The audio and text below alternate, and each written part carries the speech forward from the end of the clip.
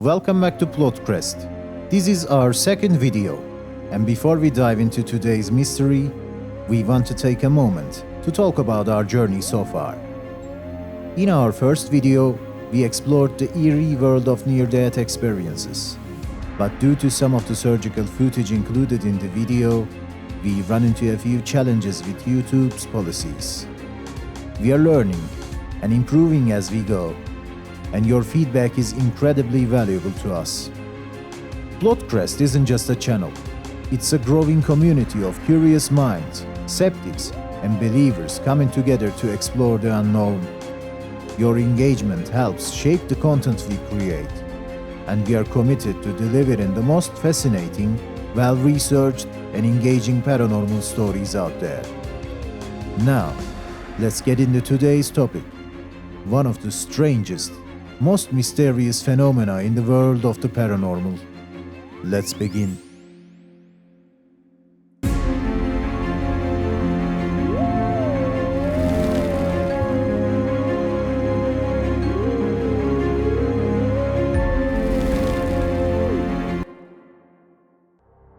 What if I told you that somewhere in the world right now, someone is speaking a language they have never learned? A language with no connection to their heritage, no exposure through school, and no known reason for them to understand. This isn't science fiction. It's not a horror movie plot. It's real, and it has a name: xenoglossy. Xenoglossy is the phenomenon where a person spontaneously speaks or understands a foreign language without ever having learned it. Unlike polyglots who master multiple languages through study, these individuals exhibit fluency with no prior knowledge, no education, and no logical explanation. Throughout history, there have been shocking cases of xenoglossy, some linked to reincarnation, others to psychological phenomena, and a few that are so eerie that even skeptics struggle to explain them. Some believe these cases are proof of past lives, memories surfacing from previous existences. Others claim they are simply forgotten memories stored deep inside the subconscious, an occurrence known as cryptomnesia. And then, there are those who suggest something even more unsettling: spiritual possession or channeled messages from another realm. So tonight, we'll explore well-documented cases of xenoglossy. Each one challenges our understanding of memory, consciousness, and even reality itself. By the end of this video, you might start questioning: is our mind truly limited to what we learn in this lifetime? Or are there hidden, forgotten knowledge buried within us?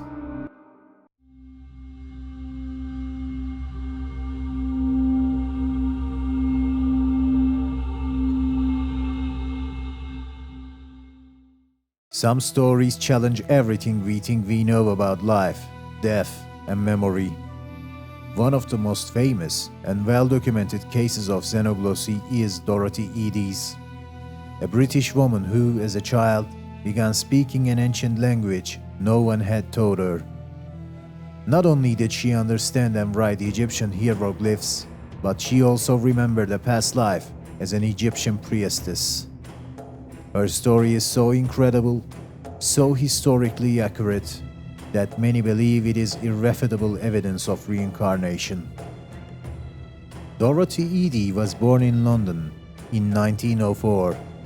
She was an ordinary child until one tragic accident changed her life forever. At the age of 3, Dorothy fell down a flight of stairs in her home. The fall was so severe that the family doctor declared her dead. Her parents were devastated, but then something impossible happened. An hour later, Dorothy suddenly woke up. But she wasn't the same. Her behavior changed dramatically. She started speaking in a strange, unknown language.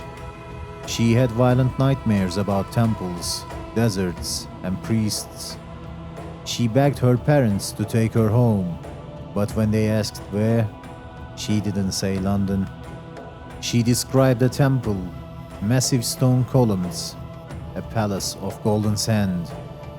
She wasn't talking about anywhere in England. She was talking about ancient Egypt. Dorothy's parents didn't know what to do.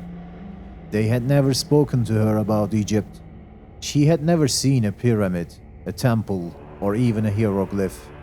And yet, she spoke as if she had lived there before.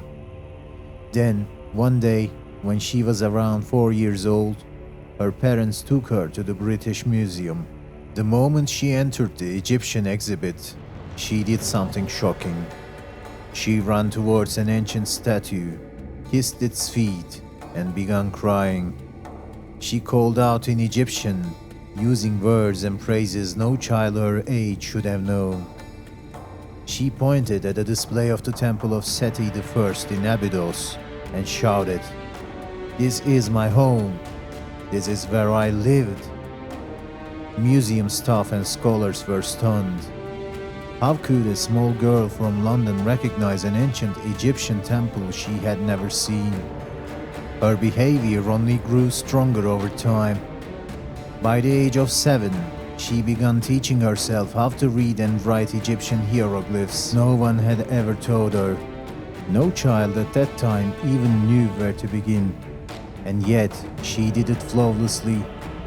This was the first major proof that something extraordinary was happening. But things were about to get even stranger. As Dorothy grew older, she began having vivid, realistic dreams of another life. In these dreams, she was no longer Dorothy Eady.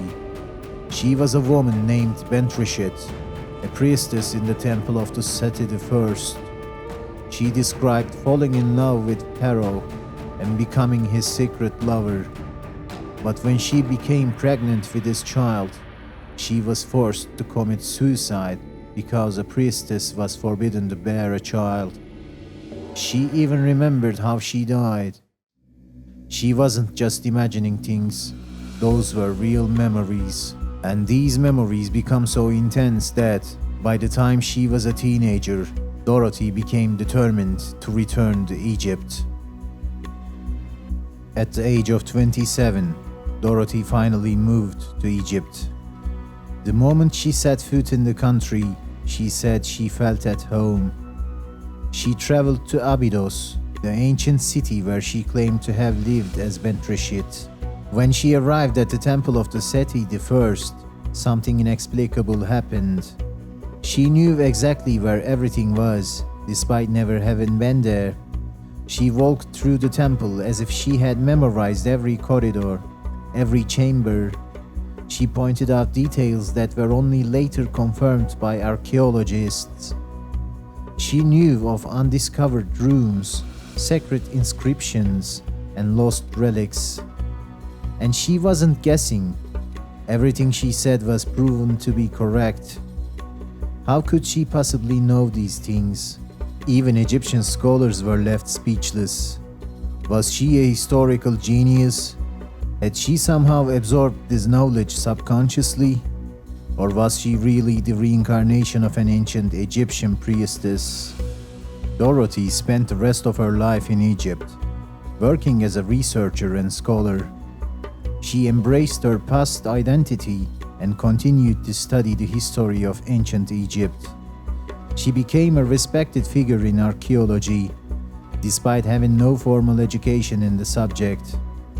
Until her death in 1981, Dorothy Eady firmly believed that she had lived before.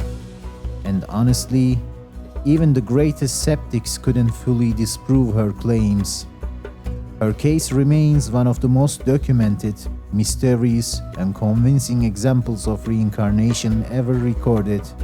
Was she truly Bentreshet reborn in modern times? Or did her mind create an elaborate, impossible illusion? Either way, her story forces us to reconsider everything we know about life.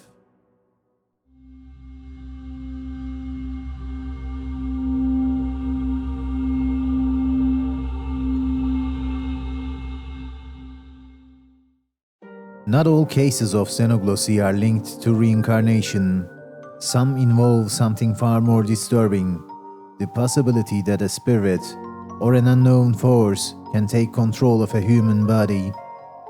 This is what makes the story of Lurency Venom one of the most unsettling and well-documented possession cases in history.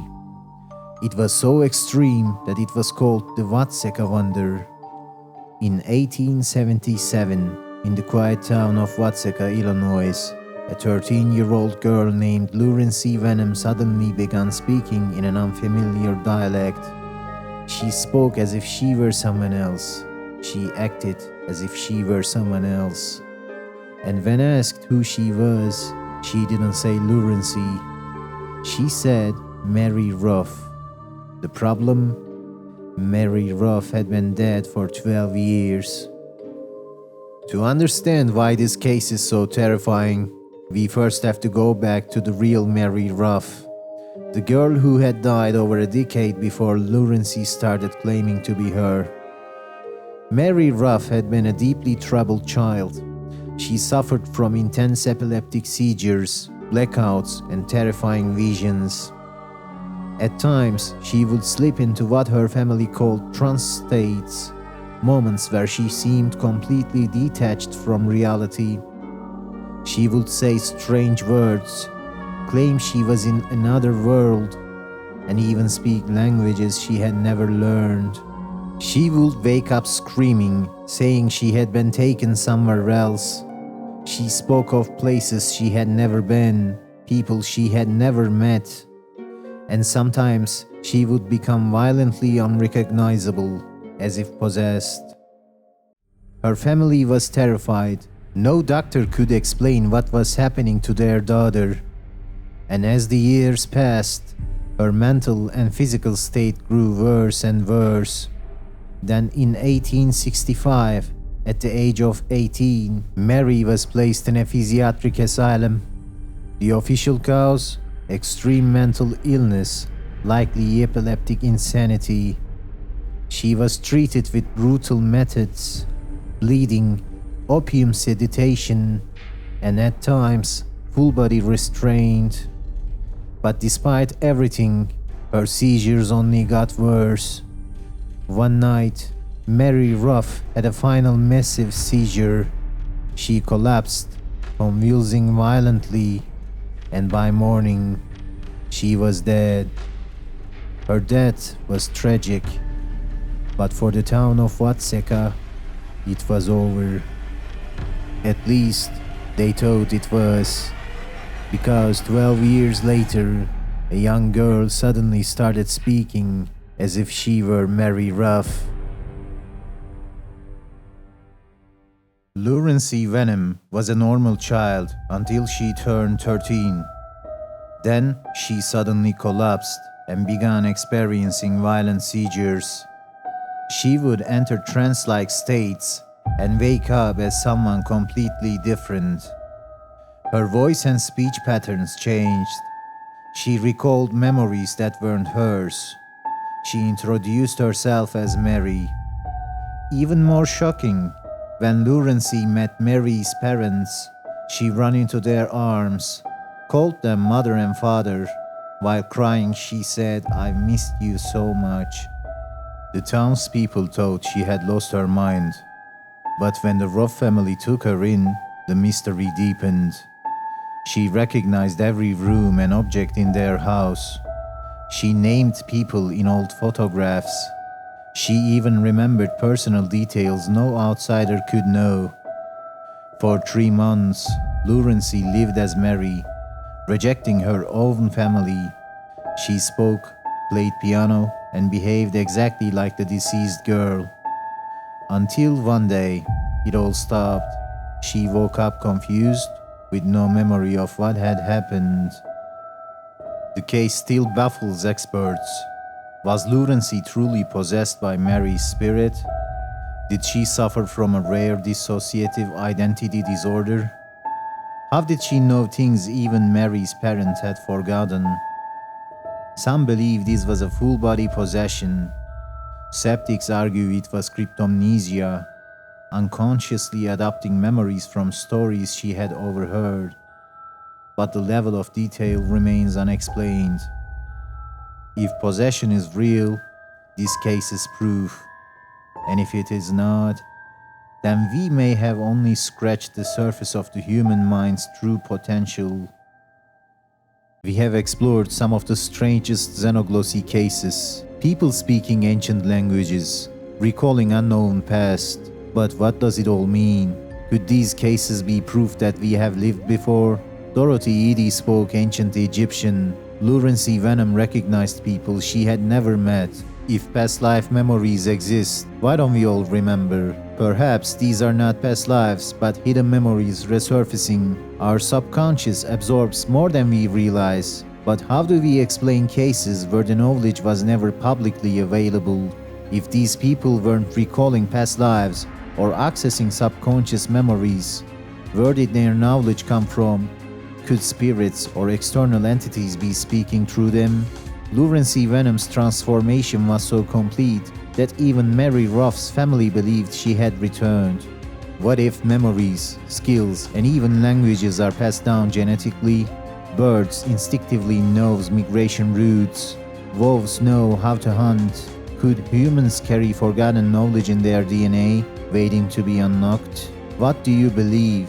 Reincarnation, the subconscious mind, spiritual influence, or the genetic memory? Tell us in the comments. Subscribe for more unexplained mysteries. Turn on notifications so you never miss an episode. The answer may not just be out there, they may already be inside you.